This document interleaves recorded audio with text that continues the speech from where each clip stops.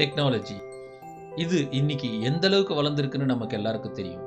ஆனால் சில நேரத்தில் இதுவே ஆபத்தாகவும் முடியுது.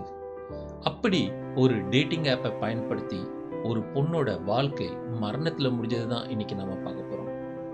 இது உங்கள் மனதின் குரல், sponsored by Swiss health and glow.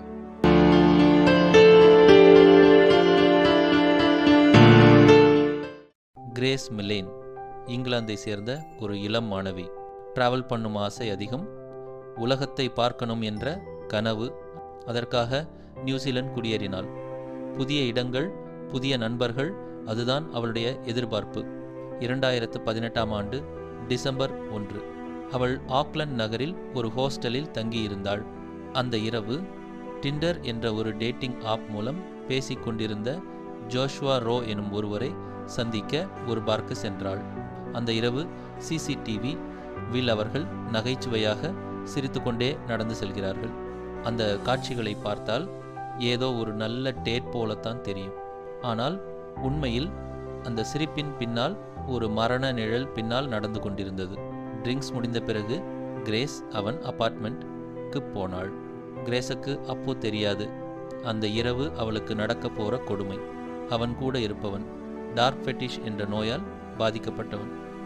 அந்த நோய் மற்றவங்களை அடித்து துன்புறுத்தி அவங்க படுற கஷ்டத்தில் சந்தோஷம் அடைவார்கள்.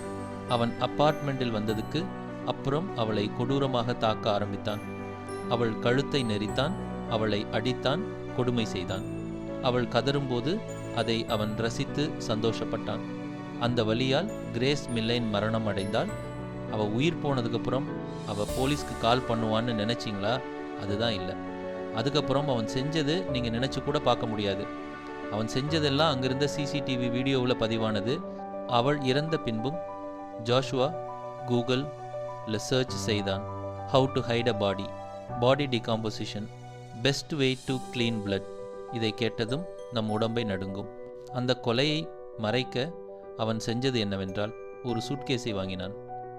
அது மட்டுமில்லாமல் கிளீனிங் லிக்விட், அவளோட இரத்தக்கரை துடைப்பதற்கான தேவையான பொருட்களை வாங்கினான்.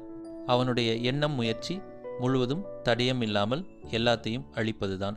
பின்னர் அவளுடைய பிணத்தை சூட்கேஸில் வைத்து பூட்டி அதை அவனுடைய கார் டிக்கியில் வைத்து தூரமாக சென்று ஒரு காட்டில் புதைத்து விட்டான். அதை இப்பொழுது நீங்கள் இந்த வீடியோவில் காணலாம்.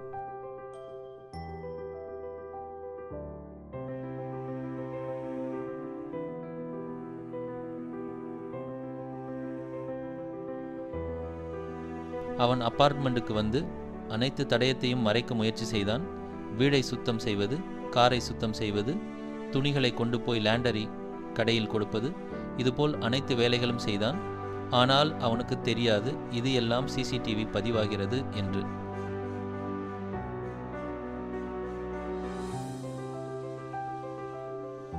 கிரேஸ் மில்லேன் அவங்க அம்மா அப்பாவிற்கு தொடர்பு கொள்ளவில்லை. அதனால் அவர்கள் அம்மா அப்பா இவளோட ஹாஸ்டலுக்கு தொடர்பு கொண்டார்கள். ஆனால் அவள் அங்கு இல்லை. பயந்து அங்கு இருந்த போலீஸை தொடர்பு கொண்டார்கள். பின்னர் போலீசார் கிரேஸ் மில்லேன் தேடத் தொடங்கினார்கள்.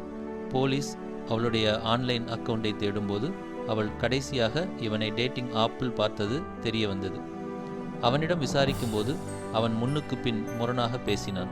பின்னர் போலீஸ் அங்கிருந்த அனைத்து சிசிடிவியும் ஆராயும்போது இவன் பிடிபட்டான்.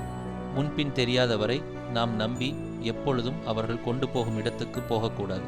பார்க்க மனிதர் போல் இருக்கும் மிருகங்கள் இந்த உலகில் அதிகமாக வாழ்கிறார்கள். அதனால் நாம் பாதுகாப்பாக இருக்க வேண்டும்.